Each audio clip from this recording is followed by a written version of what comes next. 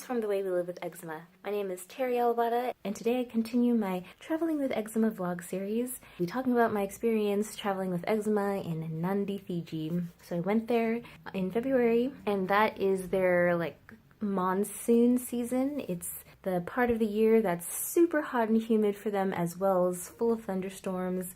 And so I was talking to other Fijians about my timing. They were sort of like, you chose the worst time of the year to visit Fiji. It's better to visit around September through December because it's much more temperate, cooler, and there aren't as many thunderstorms happening. So food for thought and good to know in the future. It was definitely a cheaper ticket, so budget is your primary concern. You could go this time, but if you want to experience better temperature, not so much intensity with weather patterns, probably go later in the year in the second half.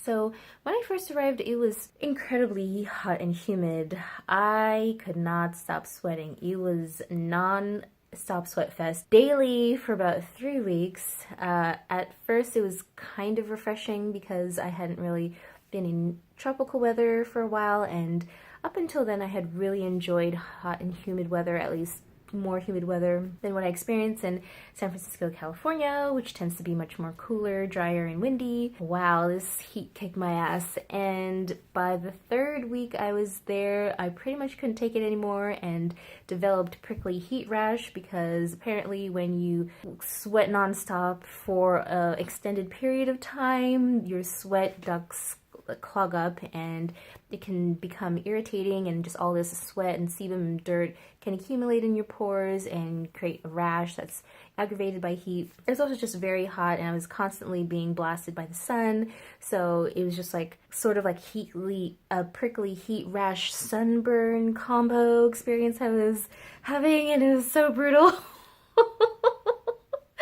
Oh my god, it was so itchy and so hot, and I just didn't want to wear anything, but obviously I had to at least keep the important things covered up when I was outside, so it's just a lot of t-shirts and skirts just to stay aerated.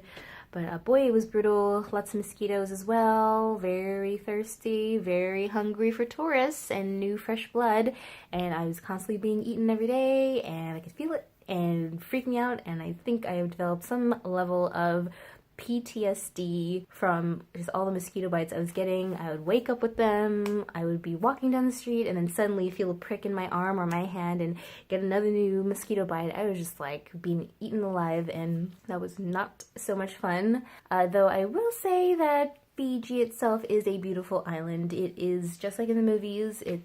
I could see why it's a dream destination and why people would want to get married there in terms of aesthetic, because the sunsets are incredible, and I'll share a few photos right now, just like rainbow skies, sunset starbursts, like super pristine. But yeah, back to my skin. It was definitely a trial. The heat mostly was on my arms because those were the most exposed parts of my body, and what had happened was it just became like really hot and red and dark, and it was just so hot I couldn't even keep my arms under the bed sheets. Like, I just needed to keep them aerated and cool. I could only take ice cold showers, which felt amazing against the heat, but it was just sort of, you know, a necessity to survive. I couldn't really find like health centers or anything like that around there. My reception wasn't so great in Fiji, even though I have the TEP device, which is supposed to be a mobile Wi-Fi hotspot, and mine is for the region of the South Pacific, which includes Fiji,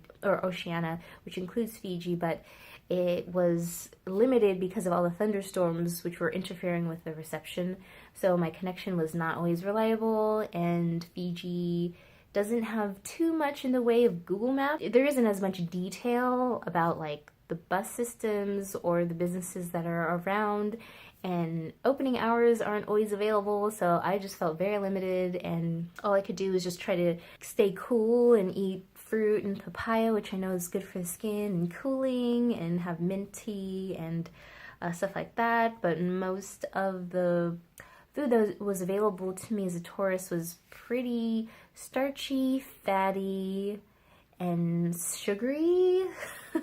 So it was not the best diet. It was kind of hard for me to figure out where to get like healthy food, or there weren't really things like smoothies available, except for this one cafe nearby called Bullicino Cafe, which is a nice cafe and actually reminds me of the ones in San Francisco a lot. So Fiji is just like pretty brutal, prickly heat rash, tons of humidity, lots of mosquito bites, and also on top of the humidity, I developed intertrigo, which is a rash that develops as a sort of infection that is promoted through hot, humid environments, and just like any creases in your body that accumulate a lot of sweat will develop a rash if you have that. And so it's like under the breasts and creases of your arms and creases of your neck will start to develop rashes if you have that going on and are in a really tropical, hot, humid environment like Fiji. If I go, I definitely think I would go with company because it helps. Also, another thing that really affected my skin in Fiji was just like all the stress from dealing with all the touristy, scammy people. It's just really aggressive, and people there are just trying to get you to buy like travel packages and services and spa treatments and all kinds of things. And if you're not looking for that, it just could be like a lot to deal with to try to avoid that and constantly say no. And then also I kind of have a slightly introverted side, and I had work that I need to do for YouTube, and I'm also a freelance blogger for my clients. So dealing with inconsistent internet access or having to purchase hourly passes at a cafe was very stressful and hard on my budget.